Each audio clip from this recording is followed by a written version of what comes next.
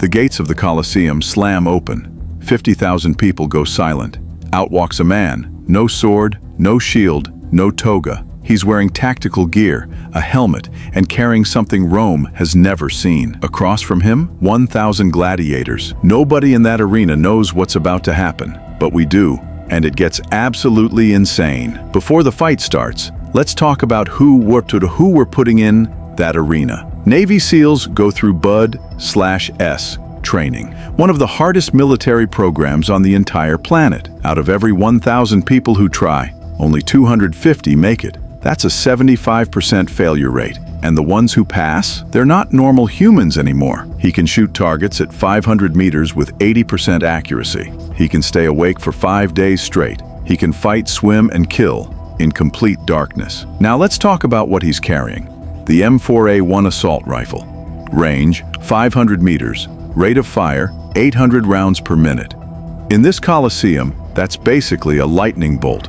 210 rifle rounds, 45 handgun rounds, 4 fragmentation grenades, and night vision goggle. Remember that last one. It matters more than you think. Now don't underestimate the gladiators. Seriously, these were not random guys handed swords. They were professional killers trained every day at schools called Ludus Magnus. Today we have 3 types in the arena. First, the Murmillo. Heavy armor, big shield, short stabbing sword. Think of him as an ancient tank. Second, the Thraex. Lighter armor, curved sword, smaller shield. Faster, more aggressive, built to chase you down. And the most dangerous one for our SEAL, the Retiarius.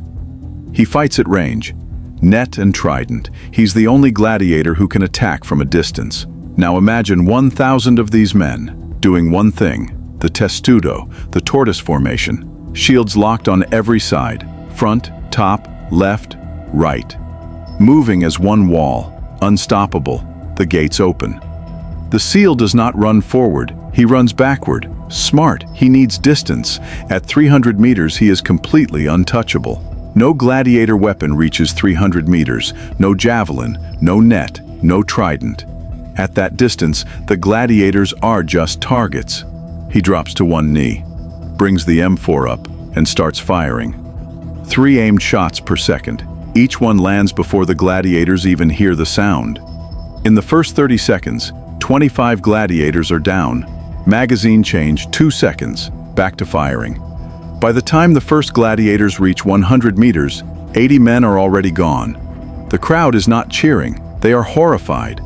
The sound of the rifle, something like thunder, is causing panic even in the gladiators at the back.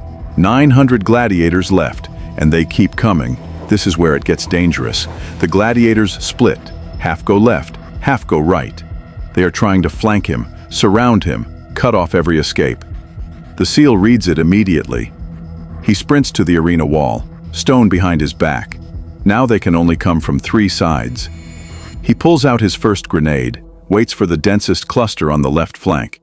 80 men packed together, and throws. Second grenade, right flank. Same result. 800 gladiators left. But now, the Retiarius fighters are close enough. 3 nets come flying through the air at once. He rolls left, escapes 2 nets, but the third catches his right leg. For 3 seconds he is tangled, and 50 gladiators are closing fast. He draws the SIGP-226, fires 15 rounds in 4 seconds, cuts the net with his K-bar, back on his feet, hands shaking, but alive. Here is where everything changes. The SEAL has been fighting for 14 minutes. He's tired. He has a cut on his arm, and the gladiators, the surviving 780, they figured something out. They've watched him change the metal stick inside the rifle. They don't understand it, but they know. When that stick runs out, the thunder stops. 500 Murmillo gladiators lock shields, the testudo, moving forward, step, step, step, a slow wall of death grinding toward him. The SEAL fires into the formation. Bullets punch through bronze shields. Bronze is not bulletproof, but the formation is deep. 3 shots per man when shields stack behind each other. He's burning ammo too fast. He has to make a decision, and he makes the most insane one possible. He doesn't run. He charges. He throws both remaining grenades simultaneously.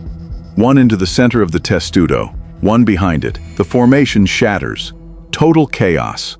Kabar in one hand, SIGP-226 in the other. He fights in close quarters for 3 minutes. This is what he was trained for. He is not a man anymore. He is a machine. When it's over, the SEAL is standing, bleeding from 2 wounds, rifle empty. Handgun has 3 rounds left, and around him, silence. So does the Navy SEAL win? Yes, but not easily, and not without cost. Here is the final scoreboard. 1 man, 1,000 warriors, 255 bullets, 4 grenades, 20 minutes, and history rewritten. Now here's the part that should keep you up at night. A Navy SEAL is 1 person.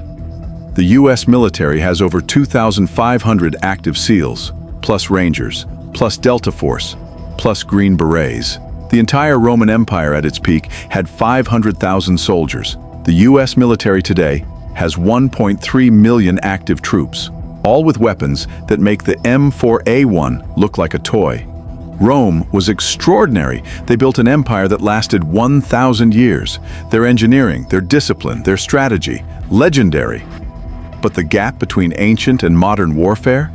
It's not a gap, it's a canyon. 1 SEAL, 1,000 warriors, same result every single time. And that should keep you up at 2 a.m. Drop a comment. What ancient army do you think could actually give a SEAL real trouble? I'll see you at the next impossible matchup.